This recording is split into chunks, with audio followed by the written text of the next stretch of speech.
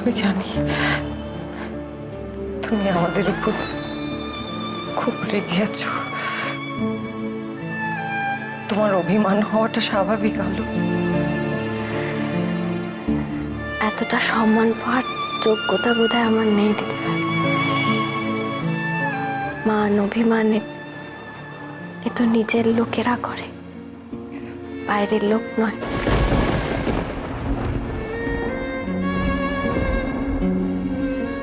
ইচ্ছে মৈত্র বাড়ির মেয়ে ইন্দু, ওর ব্যাপারে আমরা কি সিদ্ধান্ত নেব, কি ভাববো না ভাববো, সেটা একটা বাইরের লোকের সামনে আমরা আলোচনা করব না। বুঝতে পেরেছো তুমি?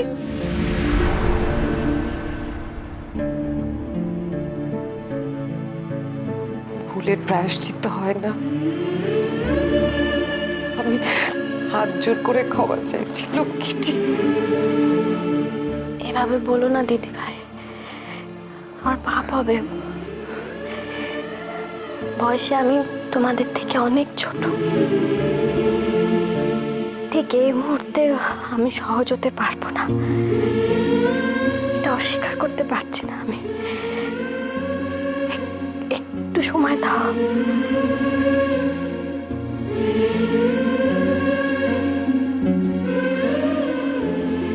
জানি মা, জানি আমরা যে আঘাত তোমারে করছি বলতে একটু সময় লাগবে। তো কইতেছে কি, দেখো মানুষ মাত্রই তো ভুল হয়। তোর এই বুড়া পোলাটারে তুমি ক্ষমা করে দাও মা, ক্ষমা করে দাও। ঘরে ফিরেছিল, সেখানে গিয়া মান অভিমান রাগ তোর মনের মধ্যে যা আছে সব উগড়াই দিও। কিন্তু আমার বংশধরে নিয়ে এই নার্সিংহোম থেকে সোজা মৈত্র ভবনে আসবা তুমি। আমি আর কোনো কথা শুনুম না, তোমার কোনো কথা শুনুম না। আমাকে ক্ষমা করবেন বাবা।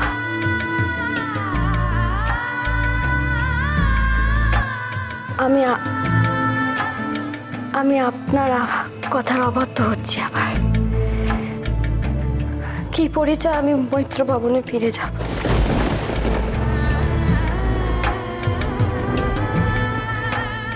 যে পরিচয় আমি এতদিন ওই বাড়িতে ছিলাম সেটা তো মুছে গেছে।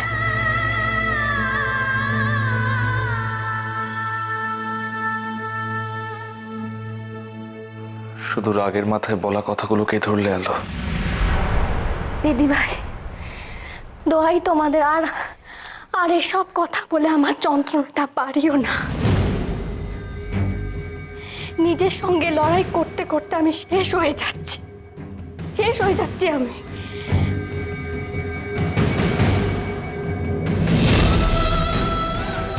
আজ মৈত্র বাড়ির সন্তান আমার মধ্যে বড় হচ্ছে বলে যে সম্মান আমাকে দিচ্ছ, আমি সেই সম্মানের যোগ্য নই।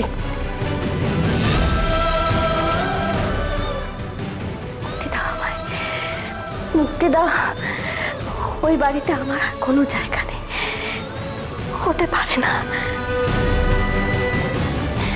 তোমরা দয়া করে আমাকে আর এমন কোনো অনুরোধ করো না যে আমি রাখতে পারবো না।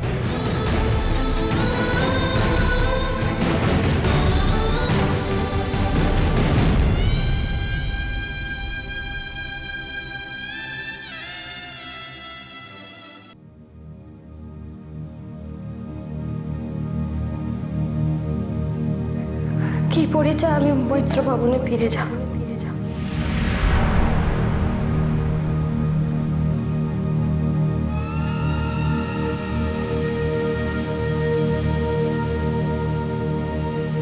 যে পরিচয় আমি এতদিন ওই বাড়িতে ছিলাম সেটা তো মুছে গেছে।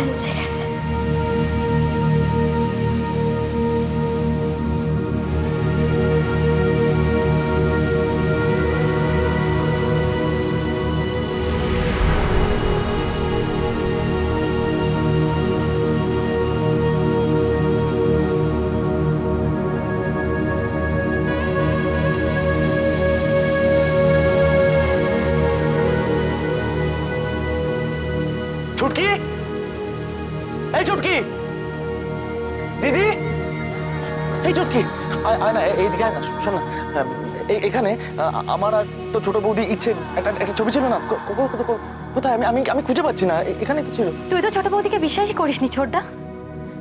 ছবিটা ওখানে সাজিয়ে রেখে কি লাভ বলতো? আমি সরিয়ে রেখেছি। এই চটকি, শোন না, শোন না,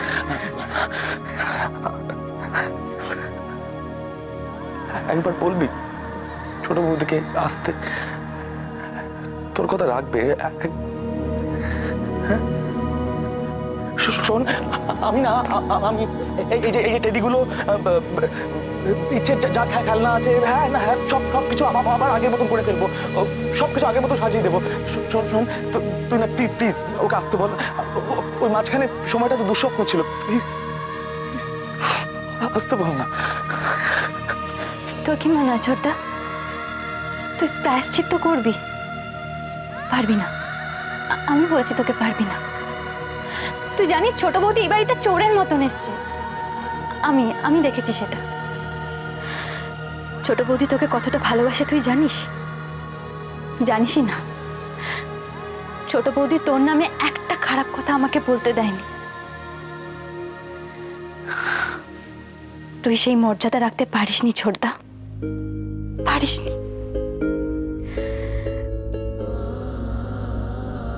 বল চটকি, বল, এই কথাগুলো আরো বল না আমাকে। এই মুহূর্তে আমার এই কথাগুলো বড় বেশি সান্ত্বনা দিচ্ছে রে।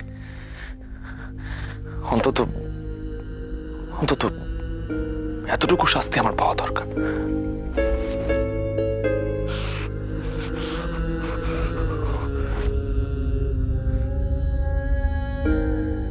ছোটা ওরকম ভাবে বলিস না প্লিজ। আমি বুঝতে পারছি তুইও খুব কষ্ট পাচ্ছিস। জানিস তো আমার যখন ছোট বৌদির কথা মনে পড়ছে না,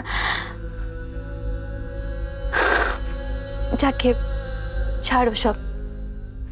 আমি বলি কি ছোটা, আবার নতুন করে সব শুরু কর, একটা নতুন জীবন শুরু কর।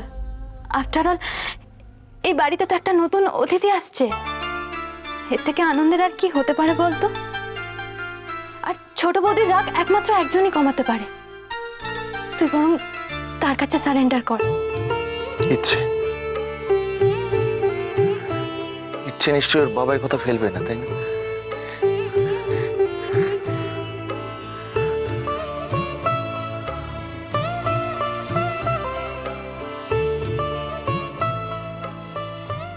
ও বাড়িতে আমি আর ছোট বউয়ের পরিচয় থাকতে পারবো না।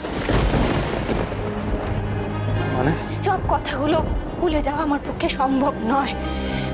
তাছাড়া সম্পর্ক একবার শেষ হয়ে গেলে আর জোড়া লাগে না বলতে। এই শর্তটা তোমরা যদি মানতে পারো, সৌরভের সঙ্গে আমার আর কোনো সম্পর্ক থাকবে না, তাহলে আমি ওই বাড়িতে ফিরে যাব, নয়তো আমাকে অন্য কোনো ব্যবস্থা করতে হবে।